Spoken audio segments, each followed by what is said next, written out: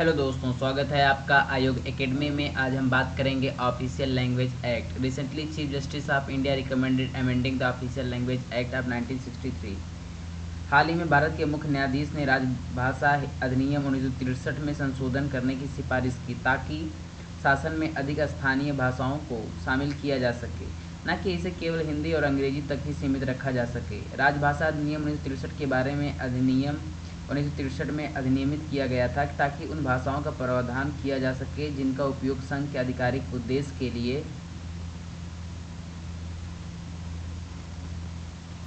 व्यापार के लेन देन के लिए, केंद्रीय और राज्य अधिनियमों के और उच्च न्यायालयों में कुछ उद्देश्यों के लिए किया जा सके। अधिनियम के अनुसार अंग्रेजी और हिंदी दोनों का उपयोग कुछ निर्दिष्ट उद्देश्यों जैसे संबंधित सूचना प्रस्तावों, अधिसूचनाओं, प्रशासनिक और अन्य रिपोर्टों, लाइसेंस, निविदाओं आदि के लिए किया जाएगा।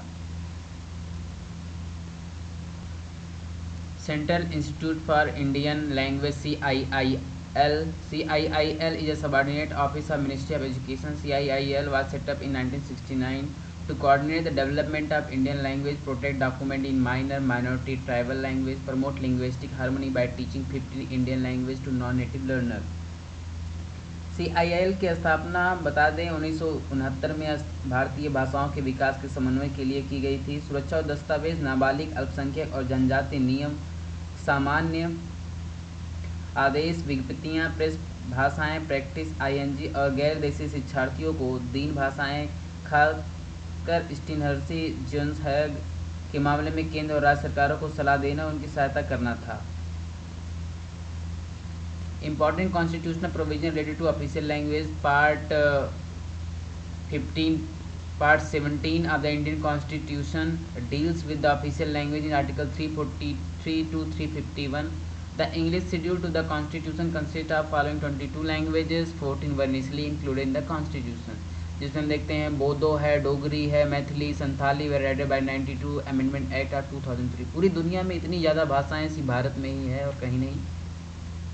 Article 343(1) clause constitution of India in Hindi Devanagari script shall be the official language of the union. इसके लिए काफ़ी ज़्यादा आंदोलन हुए, लेकिन अभी भी ये भारत की राष्ट्रभाषा नहीं बन पाई है, क्योंकि हमें सारी भाषाओं को अहमियत सम्मान देना चाहिए। Article 343(3) made provision for the constitution of English even after 25 January 1965, empowering the parliament to make laws to that effect. अगर आपको जानना हो कि हिंदी भाषा के लिए कौन कौन से आंदोलन किए गए हैं, उसका हिस्टोरिकल बैकग्राउंड क्या है, तो आप कमेंट में लिखें, हम जरूर आपको बताएंगे। Article 344(1) clause provides for the constitution of commission for the president on expiration of 5 year from the commencement of the constitution. Article 341 आप देखिए, India provide that all proceeding supreme court and in every high court shall be English language में होगा। 351 provide for spread of Hindi language to develop. यहाँ पे आप spread कर सकते हैं। Official language commission, article 344 of the Constitution, a commission shall consist of chairman, such other members representing the different languages by 8 schedule जो 8वीं अनुसूची में है। As the president may appoint and the orders shall define the procedure to be followed by the commission. It shall be the duty of commission to make recommendation to the president as to progressive use of Hindi language for the official purpose of union, restriction on the use of English language. आप पूरा notes बना सकते हैं, लिख सकते हैं। Thank you viewers. Do you have any question related to official language commissions और act? You can comment and subscribe Aayog academy. Thank you viewers.